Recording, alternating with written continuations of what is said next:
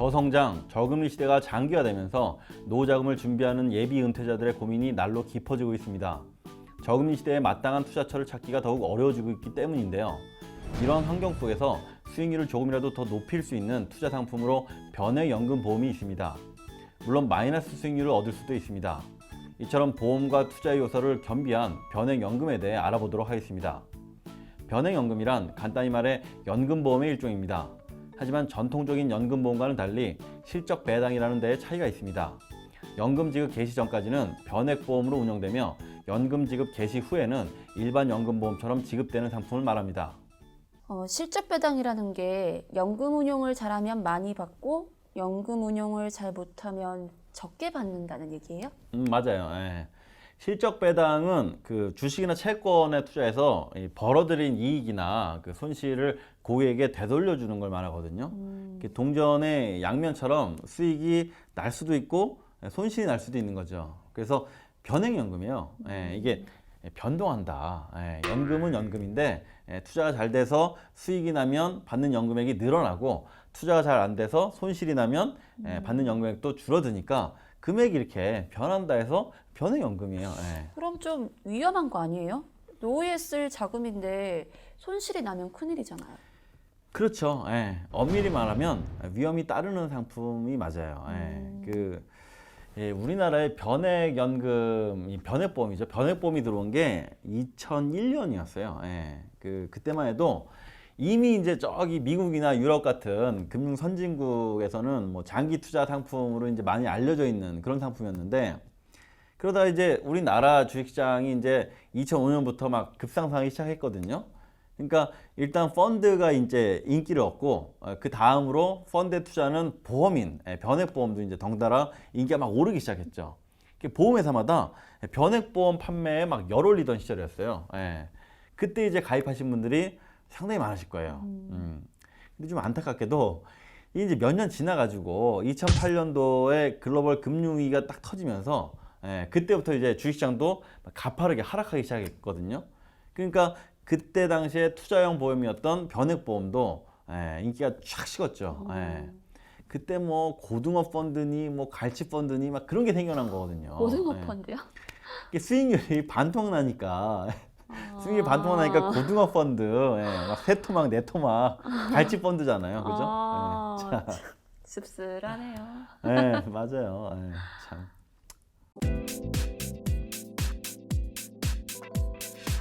먼저 변액연금의 대표적인 장점들을 살펴보겠습니다. 변액연금의 세 가지 대표적인 장점 중 첫째, 10년 이상 유지 시 보험 차익에 대해 비과세 혜택이 있습니다. 보험료 계약 기간을 10년 이상 유지 시 보험료 납입 기간이 5년 이상인 월납 계약은 비과세 혜택을 받을 수 있습니다. 둘째, 최저 보증 기능이 있습니다. 가입 후 연금 지급 개시 시점까지 유지하면 펀드 운용 실적이 아무리 악화돼도 일정 수준 이상의 연금을 최저 보증해 줍니다. 즉, 중도에 해약하지만 않으면 투자 실적과 관계없이 일정 수준의 연금이 보장되는 셈입니다. 다만 최저 보증을 위해 별도의 특약에 가입해 추가 보험료를 납부할 수 있으니 이 점 유의하셔야 합니다.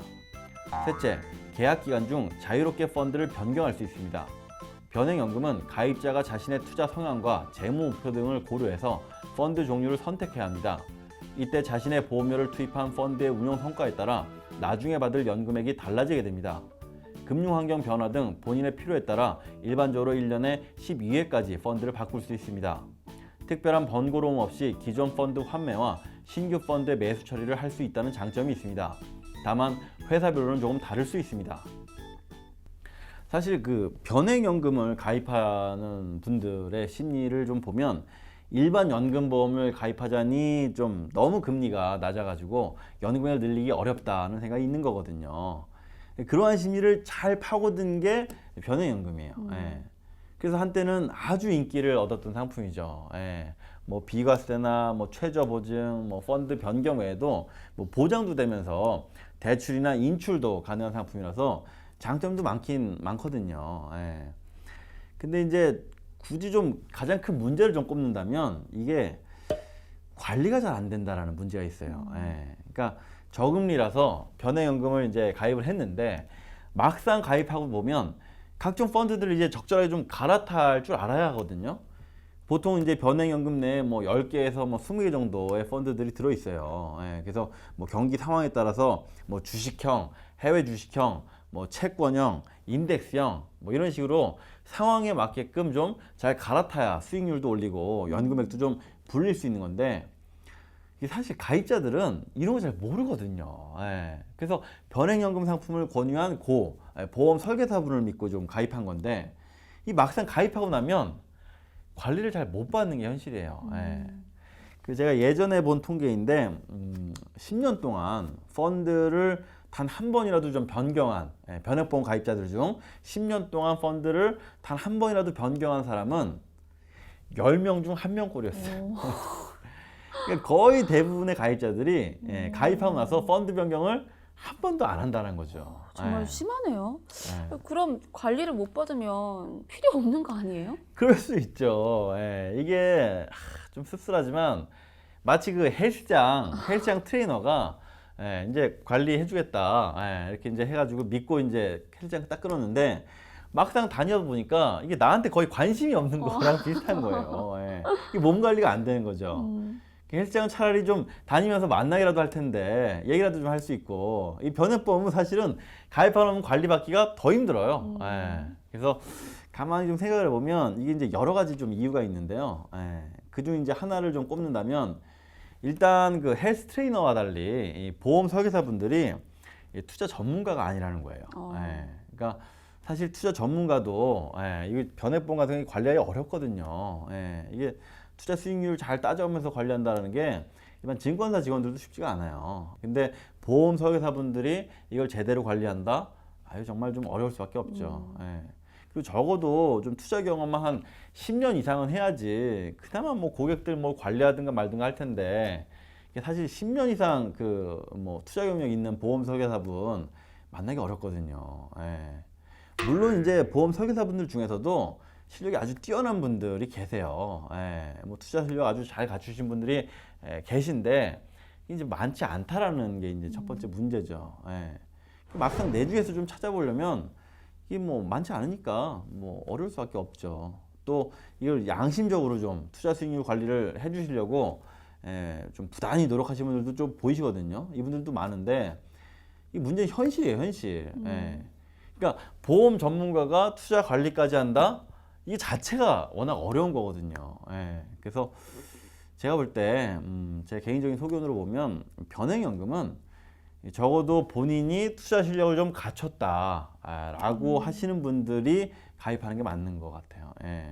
내가 남들 도움 없이 내가 좀 경기 상황 봐가면서 적절하게 좀 펀드를 좀 갈아타는 것 정도는 할 수 있다. 이 정도 돼야지 그래도 이제 변액연금이 좀 천덕꾸러기가 되지 않고 그래도 제 기능을 좀 발휘할 수 있지 않을까, 그런 생각이 좀 들어요.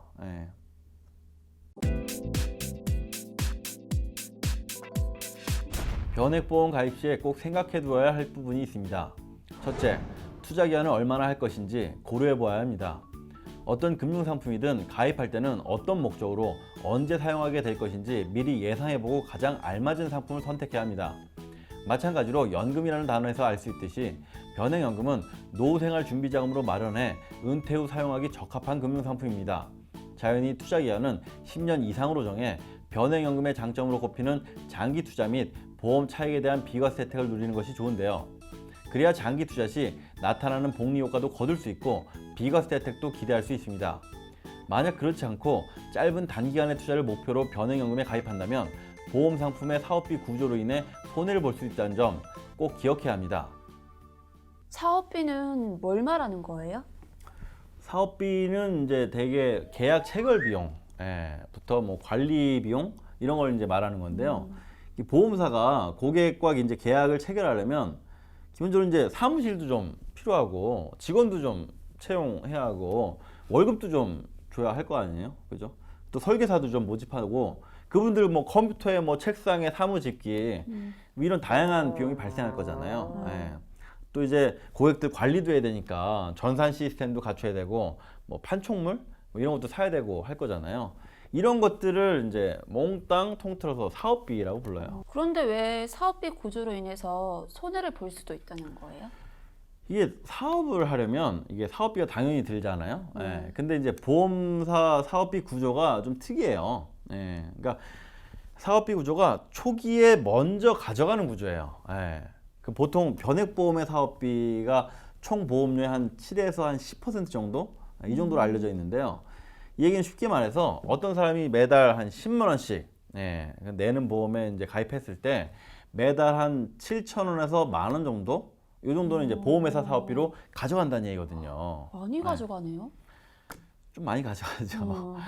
그 보험회사 사업비는 좀 이 높은 편이에요. 예, 그게 사실인데 재밌는 건 이제 대개 보험회사들이 사업비를 초기에 집중적으로 가져가고 일정 기간이 지나면 거의 떼어가지 않는다는 점이에요. 그러다 보니까 가입 초기에 만약에 우리가 해약하게 된다 그러면 사업비를 먼저 많이 이제 가져가는 바람에 내 손에 돌아오는 돈이 거의 없는 거고요. 적어도 뭐 한 5년에서 뭐 10년 정도는 지나야지만이 해약했을 때 그래도 좀 이제 원금 회복이 좀 되는 거죠. 예. 그러다 보니까 이 가입한 지 얼마 안 돼서 몇 년 안에 급하게 돈이 필요해가지고 해약이라도 하면 받는 돈이 적어가지고 손실이 아주 큰 거예요. 예. 게다가 특히 변액연금은 그 다른 연금 상품에 비해서도 사업비가 아주 높은 편이거든요. 그래서 얼마 안 돼서 내가 해약하게 된다? 그만큼 아주 손해가 크게 되는 구조라서 잘 알아두셔야 돼요. 예. 가입하면은 사업비 때문이라도 해약하면 안 되겠어요. 맞아요. 예. 그건 맞는 말이에요. 가입할 때 아주 신중하게 가입하시고 가입하고 나면 꾸준히 지속적으로 사실은 무조건 유지하는 게 대부분 유리해요. 예. 보험은요, 그 장기 상품이라는 거 잊지 말아야 돼요. 아주 장기 상품이라서 사업비를 초기에 떼고 난 다음부터는 거의 사업비가 들지 않기 때문에 이게 초기에는 좀 불리하고 장기로 가면 갈수록 경쟁력이 아주 좋게 생기는 거죠. 예.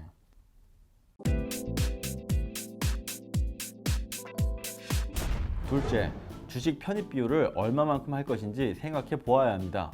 안정성을 중요하게 생각한다면 주식 편입 비율을 낮게, 수익성 측면을 고려한다면 주식 편입 비율을 높게 가져가야 하겠죠. 하지만 수익률을 높게 추구한다고 해도 그에 따르는 위험을 받아들이기 어렵다면 투자에 더 신중해야 합니다. 즉, 주식과 채권에 적절히 분산 투자하는 비율은 가입자가 알아서 해야 한다는 얘기입니다. 주식 자산에 어느 정도를 투자해야 할지 고민이라면 자신의 연령대를 생각해서 배분하는 것도 나름의 방법입니다. 예를 들어 투자 기간이 충분히 남아있는 30, 40대라면 주식 비중을 조금 높게, 반면 투자할 수 있는 시간적 여유가 상대적으로 부족한 50대 이상의 가입자라면 주식 비중을 보다 낮게 선택하는 것입니다. 셋째, 펀드 변경은 언제쯤 할 것인지 고려해 봐야 합니다. 많은 사람들이 펀드 변경 기능을 변액연금의 큰 장점 중 하나로 꼽는데요. 그러면서도 선뜻 활용하지 못하는 경우가 많습니다. 펀드 변경을 위한 적절한 시기, 변경 대상 펀드 및 선택 비율을 결정하기 어려서이기도 하지만 무엇보다 펀드 변경 결과를 알 수가 없기 때문입니다. 펀드를 변경할 때는 변경 대상 펀드를 고르는 것이 가장 중요한데 펀드의 벤치마크 되는 기준 지수를 3년 연속 또는 3년 누적으로 밑돌고 있는 경우 변경하는 것을 고려해 볼 만합니다.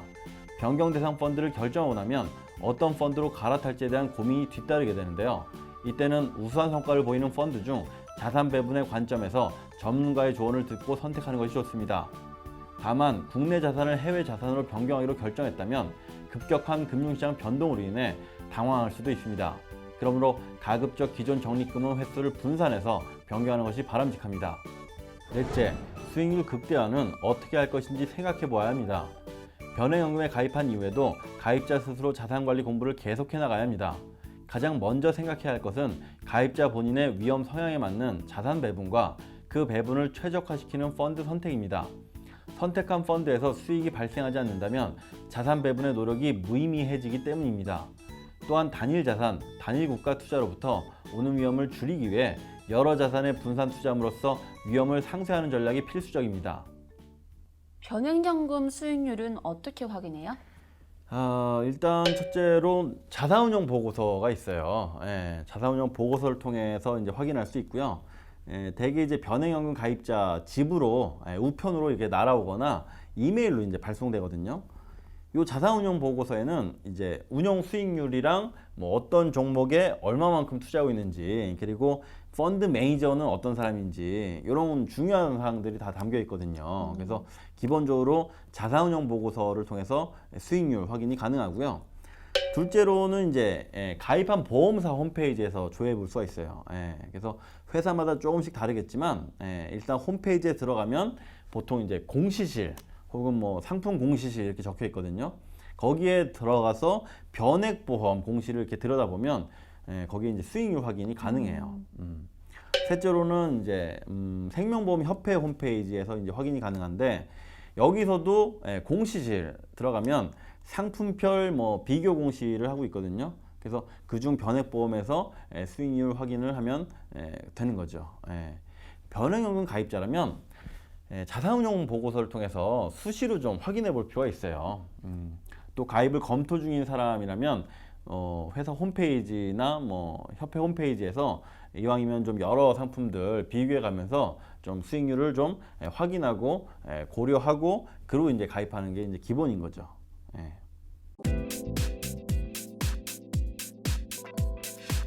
야망 때문에 양심을 버리는 행동은 제가 필요해서 사진을 태우는 것이나 다름없다. 중국 속담입니다. 안타까운 얘기입니다만 변액연금 가입하고서 속 썩는 분들이 의외로 많죠. 제대로 관리를 못 받아서 그런데요. 반면에 변액연금 많이 판매하고 외제차 자랑하기 바쁜 분들도 꽤 보입니다. 금융업에 종사하는 분들이 양심이야말로 가장 신뢰할 수 있는 감시자라는 점 잊지 않으셨으면 좋겠네요. 올바른 자산관리 문화를 전파하는 충전스쿨의 양보석이었습니다. 감사합니다.